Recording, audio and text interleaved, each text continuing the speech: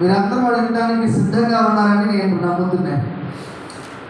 అపోస్తలుడైన పౌలు ఫిలిప్పీ సంఘానికి రాసినటువంటి పత్రికలో 3వ అధ్యాయం 13 నుంచి 16 వచనాలు చదవగా మీరందరూ కూడా విన్నారు, చదివారు. 13వ వచనం చదువుతాం. సహోదరులారా, నేను ఇదివరకే పట్టుకుని ఉన్నాను, తలంచుకొనను, అయితే ఒకటి చేయించున్నాను, వెనుకున్నది మరచి ముందున్న వాటికై వేగిరపడుచు క్రీస్తు యేసునందు దేవుని ఉన్నతమైన పిలుపునకు కలుగు బహుమానము పొందవలనని గురి అంతకే పరిగణించున్నాను. దేవునికి స్తోత్రం కలుగును గాక. అయితే ఒకటి చేయించున్నాను, వెనుకున్నవి మరచి. మీ జీవితంలో ప్రియ పిల్లరా, ఎన్నో సంవత్సరాలు మన జీవితాల్లో మనం చూస్తూ ఉన్నాం. ఎన్నోసార్లు మన జీవితాల్లో ఆశీర్వాదాలు చూసాం, ఎన్నో సంవత్సరాలు మన జీవితాల్లో కష్టాలు చూసాం, ఎన్నో సంవత్సరాలు మన జీవితంలో వేదనలు చూసాం, బాధలు చూసాం. అయితే వెనకున్నవి మరచి ముందున్న వాటికై నీ జీవితంలో ఏం చేయాలి? పరిగెత్తాలి. హల్లెలూయా, హల్లెలూయా. వెనకున్నవి మరవండి. నీ జీవితంలో, నా జీవితంలో వెనకున్నవి మరచి ముందున్న వాటి కొరకై మీరు వేగిరపడండి. ఈ లోకానుసారమైనటువంటి దుఃఖం కాదు కావాల్సింది. ఇది ఈ లోకానుసారమైనటువంటి దుఃఖం కాదు, పరలోక రాజ్య సంబంధమైనటువంటి దుఃఖం కావాలి. పరిశుద్ధ గ్రంథంలో కనుక మనం చూసినట్లయితే 1 కొరింథీయులకు రాసిన పత్రిక 7వ అధ్యాయం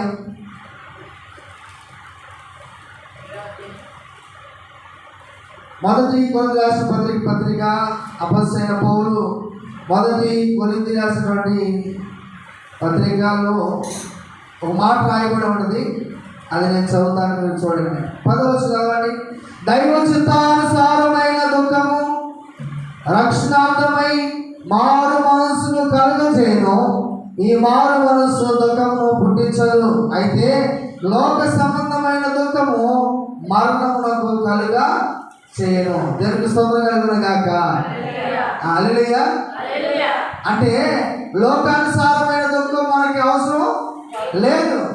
లోకంలో ఉన్నవారు చాలా ఏడుస్తారు, లోకంలో ఉన్నవారు చాలా బాధపడతారు, లోకంలో ఉన్నవారు లోకం గురించి ఆలోచన చేస్తారు. కానీ నీవు లోకంలో లేవు, దేవుళ్ళో ఉన్నావు. దేవుళ్ళో ఉన్న నీవు లోకం గురించి నువ్వు ఎక్కడ కూడా ఏడవకూడదు, దుఃఖించకూడదు. అందుకని దేవుడు చెప్తున్నాడు కదా, 2 కొరింథీయులకు రాసిన పత్రిక 7వ అధ్యాయం 10వ వచనం ఏమంటాడు? దైవ చిత్తానుసారమైన దుఃఖము రక్షణ దారమైన మారు మనసు కలుగజేస్తుంది. హల్లెలూయా. రక్షణారమైనటువంటి మారు మనసు మన జీవితాల్లో ఖచ్చితంగా కావాలి. అందుకనే వెనుకలవి మీరు మరవండి, లోకాన్ని మీరు మరవండి, లోకంలో ఉన్న వాటిని మీరు మరవండి, ముందున్న వాటికి మాత్రమే మీరు వేగిరపడండి. ముందున్నవి మంచి రోజులని, ముందున్నవి మంచి రోజులు. దేవుడితో నిలబడాలంటే సామాన్యమైన విషయం కాదు. కృష్ణ కపిలకులు ఉన్నారు, వారి జీవితాల్లో దేవుని కోసం ఎంతగా నిలబడడం తెలుసండి. షడ్రకు మిషకు ఆ వ్యక్తులు ఉన్నారు, వారి జీవితాల్లో ప్రియమిటారు. మీరు జ్ఞాపకం చేసుకోండి. అది ఏమంటారంటే, ఇదిగో నువ్వు పూజిస్తేనే కానీ, విగ్రహములకు నీవు పూజిస్తేనే కానీ, ప్రార్థిస్తేనే కానీ ఆహారం లేదని చెప్పినటువంటి పరిస్థితి మనం చూస్తాం. అయినా కానీ మేము నమ్ముకున్న దేవుడు గొప్పవాడు. హల్లెలూయా, హల్లెలూయా. ఒకవేళ చనిపోయినా, ఒకవేళ తిరిగిపోయినా, ఒకవేళ మీకు పని వచ్చినా, ఒకవేళ మా జీవితంలో ఏదైనా సంభవించినా సరే, మేము మాత్రం సజీవుడైన దేవుణ్ణి ఆరాధన చేస్తాం. హల్లెలూయా. ఎవరు ఆరాధన చేయమేమో, విగ్రహాలను మేము ఆరాధన చెయ్యం. ఎవరు ఆరాధన చేస్తాం? నిజమైన దేవుని మాత్రమే మేము ఆరాధన చేస్తాం. మేము బతుకున్నా లేకుండా, మా జీవితంలో ఏది కలిగినా, మేము ఎలా ఉన్నా కానీ మేము మాత్రం నిజమైన దేవుణ్ణి ఆరాధన చేస్తాం. హల్లెలూయా,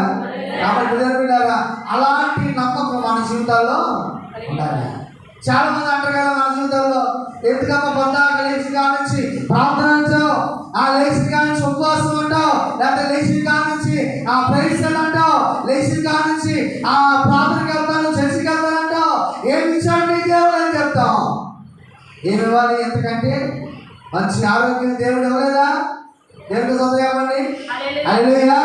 మంచి ఆరోగ్యాన్ని ఇచ్చాడు దేవుడు, మంచి ఇల్లు ఇచ్చాడు దేవుడు, మంచి పని ఇచ్చాడు దేవుడు, మంచి ఉద్యోగం ఇచ్చాడు దేవుడు, మంచి చదువు ఇచ్చాడు దేవుడు, మంచి జ్ఞానం ఇచ్చాడు దేవుడు. అన్ని కూడా దేవుడు మనకి కలుగ చేస్తూనే ఉన్నాడు.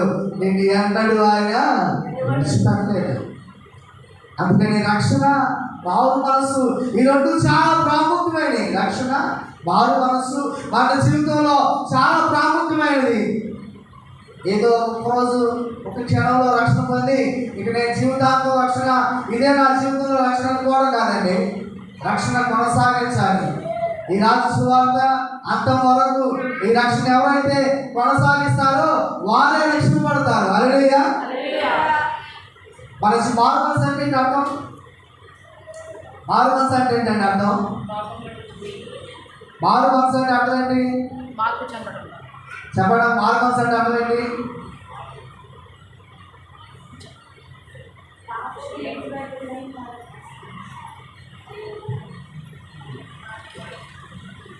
మారు మనసు అంటే దాంట్లో ఉంది కదా, మారు మనసు, మనసు మారటం. దేవునికి సొంత చెప్పండి. హల్లెలూయా. మనసు మారటం. మన జీవితంలో మనసు మారాలి. మన జీవితంలో మనసు మారాలి. మన ఆలోచనలు మారాలి. మన తలంపులు మారాలి. మన ఉద్దేశాలు మారాలి. మనం ఏం ఆలోచన చేస్తున్నామో అది మారు మనసు పొందాలి. బైబిల్ పట్టుకుని 20 సంవత్సరాలు అవుతుంది, 10 సంవత్సరాలు అవుతుంది, నువ్వు బూతులు మాట్లాడుతూ ఉంటే, అబద్ధాలు మాట్లాడుతూ ఉంటే, దొంగతనం చేస్తా ఉంటే, వ్యభిచారం చేస్తా ఉంటే దేవుడికి నచ్చుతుంది. దేవుడికి నచ్చదు. నేను మారు మనసు పొందాను, నేను అది చేశాను, లేకపోతే నేను ఇది చేశాను అంటే నా జీవితం మార్చుకున్నాను, నా కులం మార్చుకున్నాను, నా మతం మార్చుకున్నాను, నేను దేవసన్నిధికి వస్తున్నాను అని చెప్పుకుంటున్నావు. కానీ నీ జీవితంలో నిజమైన మారు మనసు ఒకవేళ లేకపోతే ఈరోజు చెప్తున్నాడు, మారు మనసు పొందడానికి సంవత్సరాలు పడదు కానీ ఒక్క క్షణం చాలు. ప్రభు నా మనసును మార్చు ప్రభు, నా జీవితాన్ని మార్చు ప్రభు, నువ్వు దేవుడిని అడిగితే దేవుడు నీ మనసును మారుస్తాడు. హల్లెలూయా. హల్లెలూయా. మారు మనసు పొందిన వారు దేవుడికి కావాలి. మనసును మార్చుకున్న వారు దేవుడికి కావాలి. అంతేగాని పాపంలో ఉండేవారు దేవుడికి, ఆయన ఎవరి కోసం వచ్చాడు? ఆయన పాపంలో ఉన్న వారి కోసం వచ్చాడు. పాపం రక్షించడానికి వచ్చాడు. ఆయన ఎన్ని కష్టాలు పడ్డ పాపం నుంచి విడిపించడానికి పంపించాడు.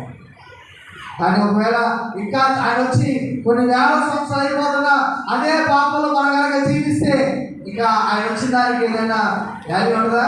ఉదయాన్నే 5 గంటలకు లేచి ఉంటావు, 6 గంటల ఆరాధనకి వచ్చావు, 6 గంటల ఆరాధనకి వచ్చావు, 6 గంటల ఆరాధనకి వచ్చి ప్రయాసపడుతూ ప్రార్థన చేస్తూ నీ జీవితాన్ని మార్చుకోకపోతే ఉపయోగం లేదు. నీ మనసు మారాలి. నీ జీవితాన్ని దేవుడు మార్చును గాక. హల్లెలూయా. హల్లెలూయా పని. హల్లెలూయా. నీకు ఇలలో ఏదియో లేదో సాధ్యము,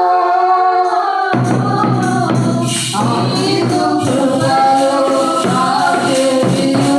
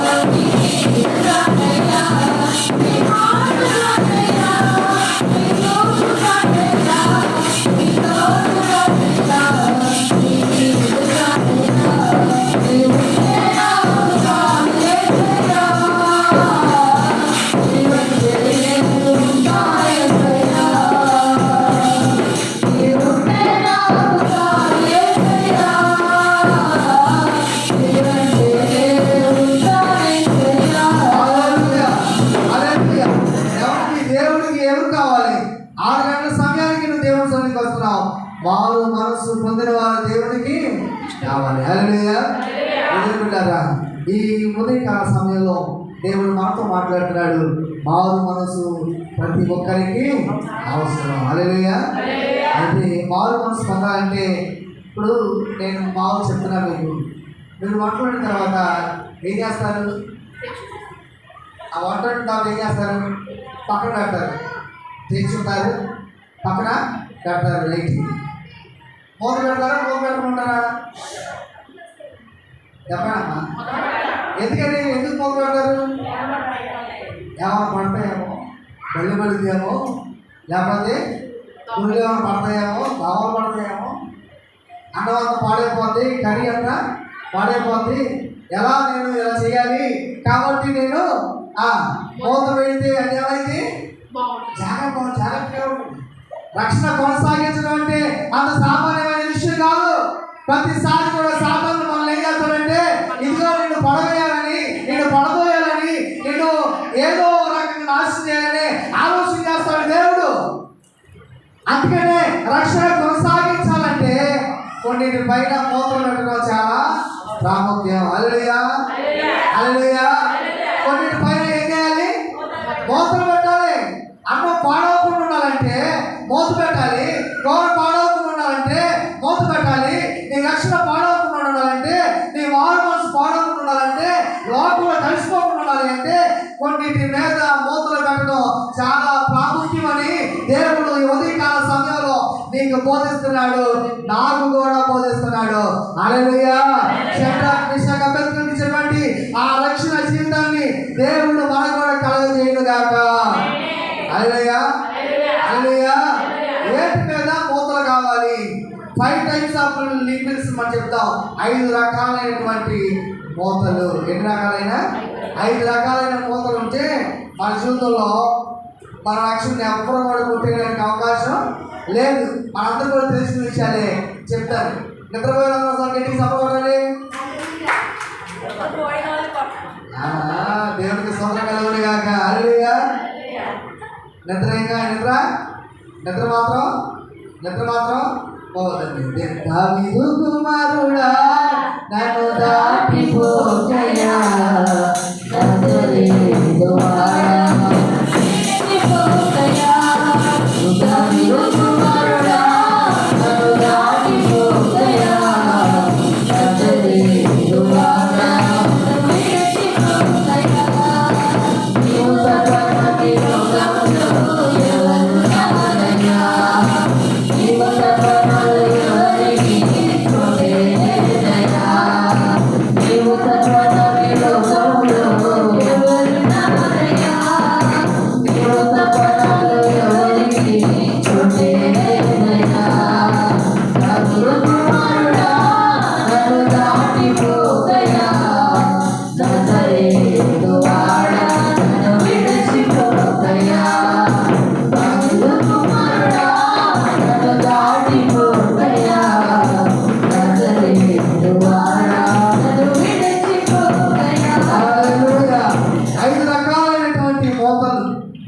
రక్షణ కొనసాగించాలంటే, సాతాను నుంచి నువ్వు దొంగిలించకుండా పడాలి అంటే 5 రకాలైన మూతల గురించి నేను చెప్తాను.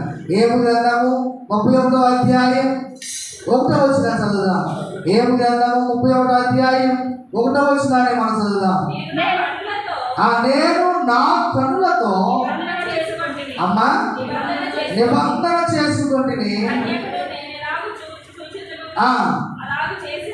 అలాగూ చేసిన ఎడల అమ్మా పరమనున్న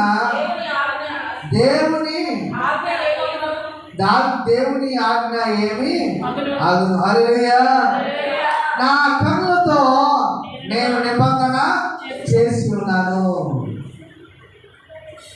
ఇక్కడ ఏమో చెప్తున్నటువంటి మాట, నేను నా కన్నులతో నిబంధన చేసుకున్నాను. మొదటి మూత ఏంటంటే కన్నులకు మూత కావాలి. ఏం కావాలి? కన్నులకు మూత కావాలి. నీ రక్షణ కొనసాగించాలంటే నీ కన్నుకి ఏం కావాలి? ఏం కావాలండి? మూత కావాలి. నా కన్నులకు నేను నిబంధన చేసుకోవాలి. నీ కన్నులకు నీవు నిబంధన చేసుకోవాలి. ఏమి చూడాలో ఏమి చూడకూడదో నీవు చాలా జాగ్రత్తగా మీరు ఉండాలి.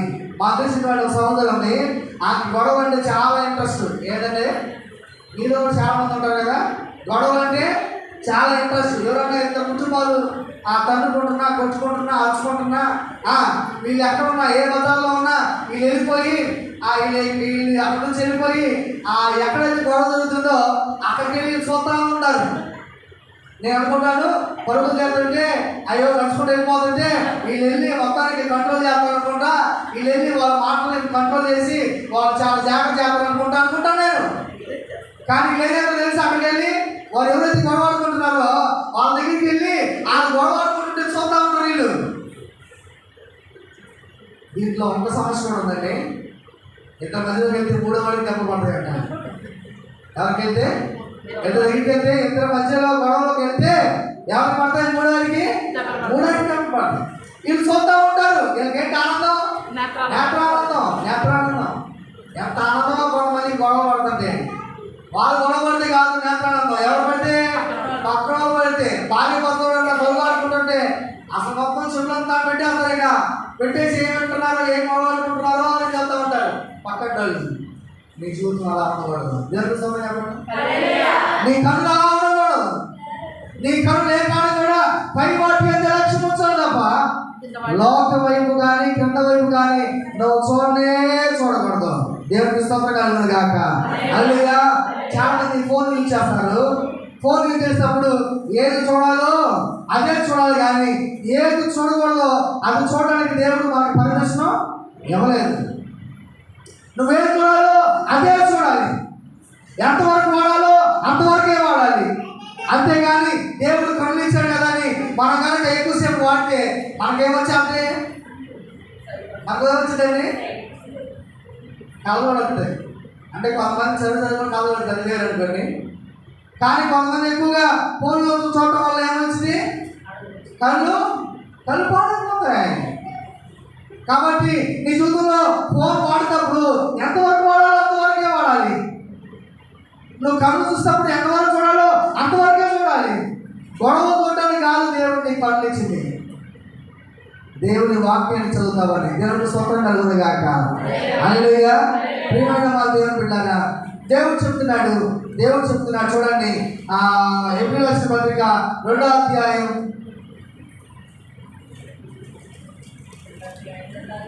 1వ వచనం. కావున మనం వినిన సంగతులను విడిచిపెట్టి వాటి యందు మరి విశేషముగా జాగ్రత్త కలిగి ఉండవలెను. ఎందుకనగా దేవదూతల ద్వారా వాక్యము స్థిరపరచబడి ఉన్నది. ప్రతి అతిక్రమమును 12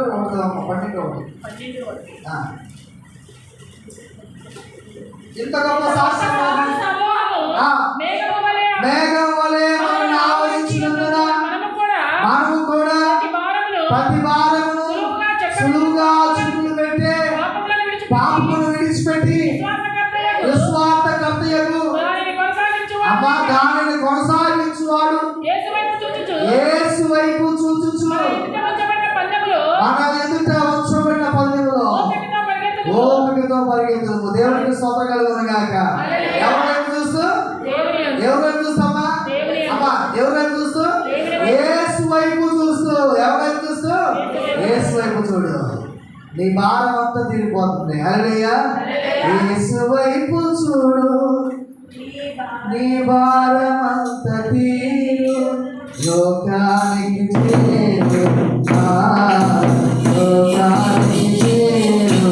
ఎంత వాడివైనా నీవెంత గనుడవైనా, ఎంత వాడివైనా నీవెంత గనుడవైనా, యేసు వైపు చూడు, నీ భారం అంతా తీరు, లోకానికి చేరు, లోకానికి చేరు. హల్లెలూయా. సిలువలో చిక్కులు పెట్టే భారం నుంచి తప్పించబడాలి అంటే నువ్వేం చేయాలి? యేసు వైపు నువ్వు చూడాలి. యేసు వైపు నువ్వు చూసినట్లయితే ఈ లోకం వైపు నువ్వు చూడవలసిన అవసరం లేదే. ఇప్పుడు మనం ఒక తల్లి గారు వాడలో ప్రయాణం చేస్తూ ఉంటారండి. ఎవరి దగ్గర వాడ మీలో వాడ ప్రయాణం ఎవరైనా చేశారా? షిప్ ప్రయాణం ఎవరైనా చేశారా? చేయలేదా? వాళ్ళలో ఒక ప్రయాణం చేస్తామన్నాక వాళ్ళలో ప్రయాణం చేస్తూ ఉన్నప్పుడు అనుకోకుండా మంచి వరద గాలి తుఫాను వచ్చిందంట. గాలి తుఫాను వస్తే అందరూ కూడా వాళ్ళ దేవుడికి ప్రార్థన చేసుకుంటున్నారు. అందరూ కూడా వాళ్ళ దేవుడికి ప్రార్థన చేసుకుంటున్నారు. ఈమె కూడా ప్రార్థన చేస్తూ ఉంది. అందరూ కూడా కంగారు పడిపోతున్నారు, ఏడుస్తున్నారు. అందరూ కూడా ఏం చేస్తున్నారు? మీరు ఏం చేస్తారు చెప్పండి?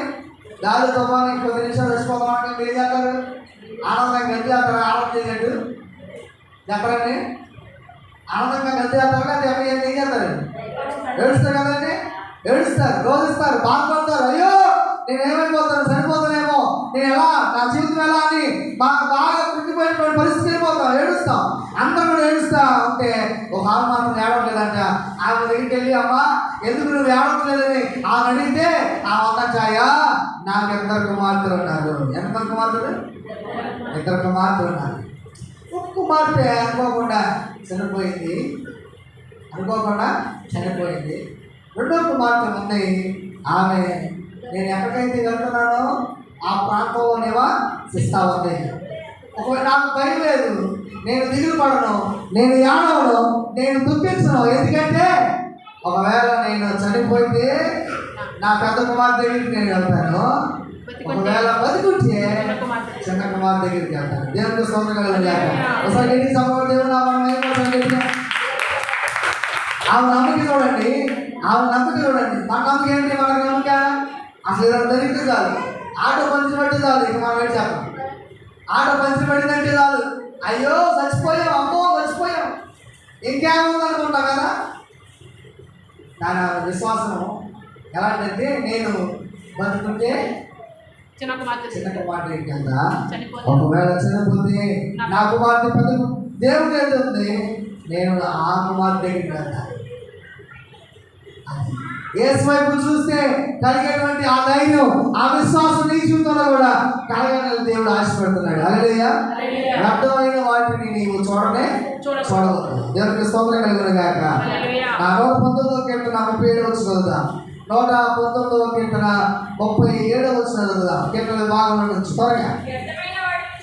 వ్యర్థమైన వాటిని చూడకుండా నా కన్నులు తిప్పువేమో. హల్లెలూయా. వ్యర్థమైన వాటిని చూడకుండా నా కన్నులు తిప్పే, నా కన్నులు తిప్పే ప్రభువా. వ్యర్థమైన నేను చూడకూడదు, వ్యర్థమైన గొడవలు నేను చూడకూడదు, వ్యర్థమైనటువంటి అల్లలు నేను చూడకూడదు. ఏం చేయాలి? నా కన్నులు నీవు తిప్పే.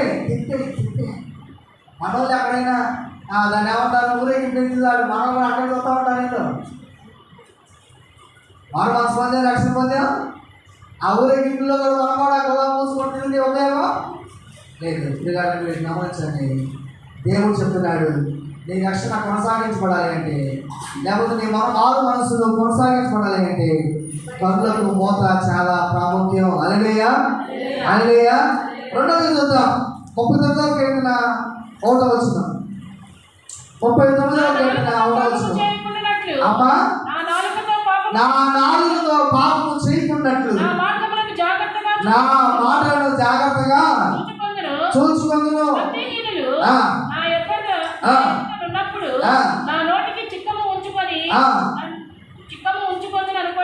చాలు. హల్లెలూయా. నా నాలుకతో పాపము చేయకున్నట్లు ఏంటంట? జాగ్రత్తగా చూసుకుంటాను. హల్లెలూయా. రెండో మాట ఏంటంటే, వస్తు మూత చెప్పండి అమ్మా. వస్తు ఏంటి? రెండోది ఏంటంటే నోటికి మూత. నాలుగు వేయలేక మూత జరిగేయాలి. నోటికి మూత. నోటికి మూత అంటే అర్థం ఏంటి? లోపల నాలుగు కూడా ఏమేసాడు? మూత వేసాడు కదా. హల్లెలూయా. నోటికి మూత. కొంతమంది మాట్లాడితే ఏం మాట్లాడతారో కూడా వాళ్ళకి తెలియదు. ఎట్టబడితే అలా మాట్లాడతారు. ఎట్టబడితే అలా మాట్లాడే వాళ్ళకి నేను వచ్చిన ఎగ్జాంపుల్ చెప్తాను. ఎలా పడితే అలా మాట్లాడే వాళ్ళకి నేను ఒక ఎగ్జాంపుల్ చెప్తాను. నాలుకను పొల్లుకి నాలుగుకి పని పడిందంట. పని ఏంటంటే నాలుగు అన్నాక నేను నీ పొల్లు మొత్తం రాళ్ళ కొడతాను అన్నాను. ఏమంది? నీ పొల్లు మొత్తం రాలకూడదు అంట. నాలుగందంట బుల్ అన్నాయంట. నేనే గట్టిదాన్ని, నా పళ్ళు చాలా బలవంతమైనవి, 32, 36 ఉంటాయి నా పళ్ళు, నా పళ్ళే బలమైనవి, నీ నాలుగు కంటే అన్నాను. సరే, ఎవరు బలవంతులైందో నేను చెప్తానని ఇద్దరు పంచి పెట్టున్నారు. మీరు చెప్పండి, నాలుక గెలిచింది అన్నారా, పొల్లు గెలితే అన్నారా? అమ్మా, పొల్లే 32 పళ్ళు ఉన్నాయిగా, 32 ఉంటాయండి. ఇప్పుడు లెక్కించరా, 32 పళ్ళు ఉంటాయిగా. పొల్లు గట్టిగా, నాలుగు గట్టిగా? మామూలు చెప్పండి, మీరు తెలుగుగా మామూలుగా గట్టిగా ఏముంటాయి? నాలుగు తింటారా మీరు? గట్టిగా నవ్వులు మొక్కలు మధ్యాహ్నం తింటారు. ఎముకలైన సైతం పటపట్లాడించేస్తాయి. కానీ నాలుక ఏమైంది? నాలుక చాలా బలహీనమైందండి, బాగా మెత్తగా ఉంటుంది. దాంట్లో నరాలు కూడా ఈ బాడీలో ఉన్నటువంటి నరాలన్నిటికన్నీ కూడా చాలా పలసరండి, చిన్నగా ఉంటాయి, చాలా చాలా చాలా సన్నగా ఉంటాయి. కనపడినటువంటి నరాలు ఈ నాలుగు మీద ఉంటాయి. కానీ పొల్లు కంటే మాట్లాడితే ఏది బాగుంది? ఓ రోజు ఒక ఆయన వెళ్తా ఉన్నాడంట, ఈ పని జరుగుతూ ఉన్నాక ఒక ఆయన రోడ్డు మీద వెళ్తా ఉంటే నాలుగు అన్నట్ట ఊరుకున్నాడా అన్నట్ట. ఏమన్నా నాలుగ ఊరుకున్నాడా, నన్నే గున్నాడా అంటావని ఆడేం చేశాడంటే బలంగా వచ్చి గుద్దాడంట. గుద్దగా ఏమైంది? ముందు పొల్లుకి ఏమైనా అయిందా? చెప్పండి అమ్మా, పొల్లుకి ఏమైనా అయిందా? నాలుగు ఏమైనా అయిందా? అందెవరు? పంది ఎవరికి? నాలుగుకి పొల్లకి. అర్థమైనా? నాలుగు అన్న ఏమైంది? ఊరుకున్నాడా ఉంది. ఎప్పుడు అనగానే ఆడొచ్చి ఎవరు కొట్టాడు? మొహమే కొట్టాడు. మొహమే కొట్టగానే 32 పళ్ళు ఊడిపోయింది. ఎవరికి వచ్చింది శ్రమ? ఎవరికి వచ్చింది కష్టం? ఎవరు గెలిచారు? అందుకని నోరు చాలా జాగ్రత్తగా ఉండాలి. దేవునికి సోదరగాలి కాక. హల్లెలూయా. మీరు చాలా మంది పక్కింటి వాళ్ళ గురించి వాళ్ళ గురించి అమ్మాయి అంట అది చేసినట్టుగా అంటారు అని వెళ్ళిపోతారు. మీరు అనేసి వెళ్ళిపోతారు. అక్కడ అది మొత్తం ఊరు మొత్తం సింహనాగం మొత్తం పాకిపోయి మొత్తం అంతా కూడా ఏదో జరిగిపోయినా చెప్తారు. మామూలుగా ఎవరు బండి మీద వెళ్ళి ఓరంత బండి దాన్ని ఎవరు సీటే కింద పడ్డాడు అనుకోండి, ఏం చెప్తాను మామూలుగా? నేను చెప్తాను ఇప్పటికీ రాజేశ్వరం అమ్మాయికి ఏం చెప్తానంటే, అమ్మాయి పలానా పడ్డాడు, వాడికి చిన్న గాయాలని చెప్తాను. ఆపలే చెప్తుంది జాగ్రత్తకి పలానా పడ్డాడంటారా, ఆడి తల పగిలిపోతుంది చెప్పండి. ఆడ అమ్మాయి ఏం చెప్తాడంటే, అమ్మ పలానా పడ్డాడంట, వాడికి కాళ్ళు చేతులు తల మొత్తం పగిలిపోయి అంటా చెప్తాను. ఆ అమ్మ ఏం చెప్పింది? వీళ్ళు చెప్తారని కాదు, వీళ్ళు చెప్తారు సాయంగా ఏం చెప్తారు? జరిగింది చిన్నది అయిపోయింది. వీడు పట్టేసింది ఆయనకి వెళ్తా ఉంటాడు. ఈ సమాచారం ఏమైపోతుంది? అమ్మ జరిగిందమ్మా నీ ఓడు మగయ్య అంట చెప్తాడు. నోటి మాట ఎంత దారుణం వెళ్ళి చూసారా? అందుకని నోటికి మోత చాలా ప్రాముఖ్యం. హల్లెలూయా. చెప్పండి, హల్లెలూయా. నోటికి మూత చాలా ప్రాముఖ్యం. నోరు కానీ ఎట్లా పడితే అట్లా మాట్లాడకూడదు. నోరు కానీ ఎట్లా పడితే అట్లా ఫోన్లో మాట్లాడకూడదు. నోరు కానీ ఎట్లా పడితే అట్లా పలానా వారి మీద అపనిందలు వేయకూడదు. నింద వేసినప్పుడు ఆలోచన చేయి. దేవుడు నీ జీవితంలో నిందకు ప్రతిగా 10 నిందలు నీ మీద వేస్తాడు. జ్ఞాపకం చేసుకో. అందుకని నోటి చాలా ప్రాముఖ్యం. నోరు చాలా ప్రాముఖ్యం. నీ మాట చాలా ప్రాముఖ్యం. మన జీవితంలో ఎక్కడ మాట్లాడుతున్నావా? దేవుడు నమ్ముకుని ఎలా పడితే అలా మాట్లాడుతున్నావా? ఎలా పడితే అలా పుస్తకం పట్టుదల చెప్తున్నావా? ఎక్కడ సమాచారం అక్కడ చెప్తున్నావా? అది వాడుకో. నీ జీవితంలో వాడుకోకపోతే నీ జీవితంలో 32 పళ్ళు ఉన్నట్టుగా మొత్తం అంతా కూడా విడిపోతుంది. అందుకని 2 మూతలు చాలా ప్రాముఖ్యం. రక్షణ పడ్డాం మారు మనసు పొందామని ముచ్చలు చెప్పుకుంటూ అక్కడ మాటలు చెప్పి, లేకపోతే ఆరు మీద గొడవ పెట్టి ఏళ్ళ మీద గొడవ పెడితే నీకు ఇదే రక్షణ? నాకు అర్థం కాదు. ఇదే మారు మనసు. అలాంటి మారు మనసు మన జీవితంలో వద్దండి. దేవునికి స్తోత్రం చెప్పండి. హల్లెలూయా. నోటిని చాలా జాగ్రత్తగా ఉంచండి. ఒకటి కళ్ళకు మూత అవసరం, రెండోది నోటికి మూత అవసరం, మూడోది చెప్తాను. మార్క్స్ వార్త 4వ అధ్యాయం 24వ వచనం చదువుతా. మార్క్స్ వార్త 4వ అధ్యాయం మనకు తెలిసి ఏంటి కూడా మరియు ఆయన మీరేమి వినుచున్నారో చాలు. దేవునికి స్తోత్రం కలుగును గాక. మీకు అర్థమైపోయింది ఇప్పుడు దేనికి మోసపడాలో. దేనికమ్మా? ఎవరో మాట్లాడలేదు అనుకోలేదు. దేనికి? చెవులకి మూత. మొదటేంటి? రెండోది నాలుగు కదమ్మా, నోటికి మూత. మూడోది చెవులకు మూత. ఏం వింటున్నారో చాలా జాగ్రత్తగా మీరు వినండి. నేను ఇతర విషయాలు చెప్తాను. ఒకటి మంచి బోధ, రెండోది ఒకటేమో మంచి బోధ, రెండోది దెయ్యములు బోధించు బోధ. దెయ్యములు బోధించు బోధ. మంచి బోధ ఏం చెప్తుందంటే చాలా కఠినంగా ఉంటాయి మాటలు, చాలా కఠినంగా ఉంటాయి మాటలు. కానీ ఆ దెయ్యాలు బోధించేటువంటి బోధ ఎలా ఉందంటే అన్ని ఆశీర్వాదాలు. ఏమైనా అసలు నువ్వు కాలు పెట్టి చాలు ఇక్కడ ఆశీర్వదించబడతావు. పక్కింటి పోతారా, ఎదురుంటి రుచి కదా, అట్లా అలా చెప్తారు. ఏ బోధ వింటున్నావో ఆ బోధ చాలా జాగ్రత్తగా మీరు గమనించాలి. మీకు బోధ అర్థం కాకపోతే బైబిల్ ఇచ్చే దేవుడిని ఏది మంచి బోధో ఏది అబద్ధ బోధో మీరు జ్ఞాపకం చేస్తారు. చాలామంది బోధిస్తారు, యూట్యూబ్లో చాలామంది బోధిస్తారు, లేకపోతే సంఘాల్లో చాలామంది బోధిస్తారు. ఏది మంచిదో ఏది మంచిది కాదో నువ్వు గ్రహించే స్థితిలో నీవు ఉండాలి. అంతేకాదు ఎవరిపైనైనా కానీ నిద్ర వేస్తే నీ చెవుడు వాటిని వినకుండా నీ చెవుడు మూత వేసుకోవాలి. దేవునికి స్తోత్రం కలుగుతుంది కాక. హల్లెలూయా. ఇది చాలా ప్రాముఖ్యం. వినడం నా చెవులు నేను చాలా జాగ్రత్తగా ఉంచుకుంటున్నాను. వినడం వల్ల కదా మనం ఏదైనా చేసేది, వినడం వల్ల కదా మనం ఏదైనా వేరే మార్గంలో వెళ్ళేది. అసలు వినకపోతే ఏ బాధ? సినిమా హాల్కి వెళ్ళకపోతే, అసలు సినిమాలు లేకపోతే, సీరియల్ లేకపోతే ఎలా ఉండాలో ఎలా చేయాలో ఎవరికి తెలియదు. కాబట్టి చెవులకు మూత చాలా ప్రాముఖ్యమని దేవుడు చెప్తున్నాడు. 4వ చెప్పేస్తాను నేను. సామెతల గ్రంథం 4వ అధ్యాయం 23వ వచనం. సామెతల గ్రంథం 4వ అధ్యాయం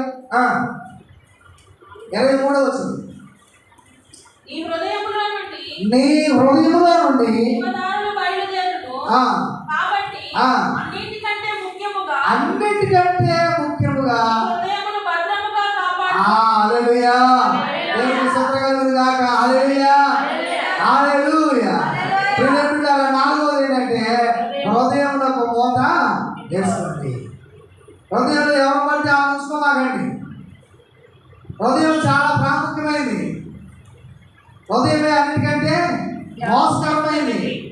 కాబట్టి ఏది పడితే అది మీరు హృదయాల్లో భద్రపరచుకోవద్దు. మీ హృదయంలో ఏముండాలంటే దేవుడు ఉండాలి, ప్రార్థన ఉండాలి, వాక్యం ఉండాలి తప్ప ఏది పడితే అది ఉండడానికి వీలు లేదు. హృదయం చాలా ప్రమాదకరమైనది. హృదయానికి వేయండి మూత మీ జీవితంలో. హృదయంలో ఏది పడితే అది ఉండకూడదు. నేను చిన్నప్పుడు ఒక మాట విన్నాను. నేను ఎప్పుడైతే సండే స్కూల్కి వెళ్తున్నానో ఒక అన్నయ్య వచ్చి బోధిస్తూ ఉన్నాడు. నీ హృదయంలో ఏముంటే అది గోడ మీద పడుతుంది అని చెప్పాడు. అక్కడ ఒక లైట్ వేసాడు. ఒక లైట్ వేసి నీ హృదయంలో ఏం ఆలోచన చేస్తున్నావో అది అక్కడ పడితే చెప్పాడు. నిజంగా ఏది ఆలోచన చేస్తున్నావో హృదయంలో ఏది ఉన్నావో అదే తలంపులు అక్కడ పడుతున్నాయని మనకు కనపడుతుంది.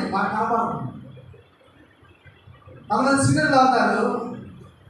ఏమైతే హృదయంలో దేవుడు ఉండాలని కోరుకుంటారు. కానీ తాగుతూ సిగరెట్ తాగుతూ ఉంటాడు. ఆ పొగ మాత్రం ఎక్కడైంది? నువ్వు అడిగితే పాపం ఏసై మళ్ళీ చెప్తున్నాడు. ఏసై కూడా ఉండాలని చెప్తాడు. కానీ సిగరెట్ తాగుతూ ఉంటాడు. ఏం ఉండాలో నేను చెప్తాను చూడండి. 119వ కీర్తన 11వ వచనం. 119వ కీర్తన 11వ వచనం. త్వరగా చదువుతా.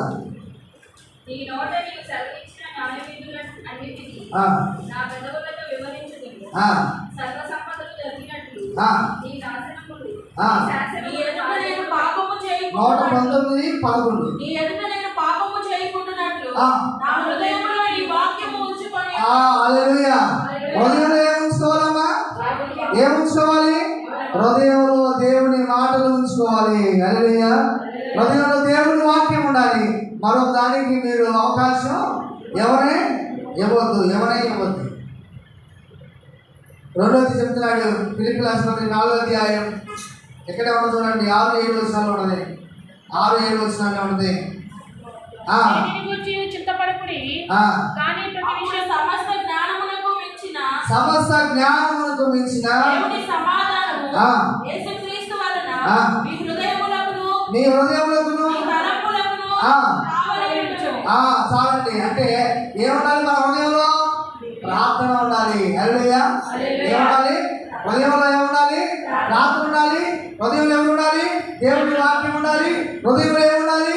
దేవుడు ఉండాలి తప్ప ఈ లోకానికి సారమైన ఏది కూడా ఉండడానికి మీరు కొంతమంది ఎవరైనా ప్రేమించారు అనుకోండి, ఏమంటారంటే నా హృదయం అంతా ఆడే ఉన్నాడండి అని చెప్తారు. ఏంటి వాడుంది? పుట్టించిన ఏసై లేడట, పెంచిన తల్లిదండ్రులు లేరట, ఎవరున్నారు? హృదయం అంతా ఆడే ఉన్నాడు. అయ్యే మార్గం మన జీవితంలో దేవుడు సొంత చెప్పండి. హల్లెలూయా. మనకంటూ దేవుడు ఒక ఏర్పాటు చేసి ఉంటాడు కదా, వాళ్ళు వచ్చేంత వరకు మన ఎదురు చూడాలి. అది హృదయం మీద మోతేసుకోవడం అంటే. అంతేగాని అక్కడ కాకపోతే అక్కడ ఉదయాన్ని చేసుకుంటూ పోతా ఉంటే ఇంటికి ఇస్తాం మనం, అది మంచిగానే కాదు. దేవుడు సొంత చెప్పండి. హల్లెలూయా. కాబట్టి హృదయాన్ని చాలా జాగ్రత్తగా వచ్చాలి. మూడోది చెప్తాను, ఇంటికి మూత. ఏంటది? ఇంటికి మూత. ఇప్పుడు ఇంటికి 5వది, ఇంటికి ఏం చేయాలి? గేట్ ఉంటుంది. గేట్కి ఏం చేయాలి? తాళం వేయాలి. లేకపోతే ఏం చేసి ఎవరు పడితే వాళ్ళు వస్తారు. కాబట్టి ఆదికాండం 34వ అధ్యాయం 1-2 వచ్చింది. ఆదికాండం 34వ అధ్యాయం 1-2 వచ్చింది. కుమార్తె అయిన దీనా ఆ దేశపు కుమార్తెలను చూడవెళ్ళెను. ఆ దేశమునేమిన వీరుడైన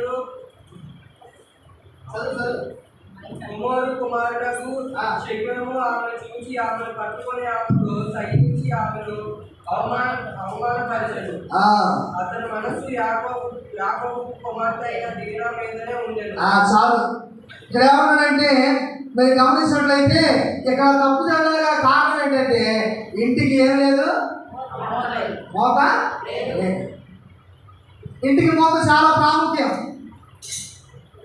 నేను ఆడపిల్లలకు మాట చెప్తాను, ఆడపిల్లలకైనా మోపిల్లలకైనా మన జీవితంలో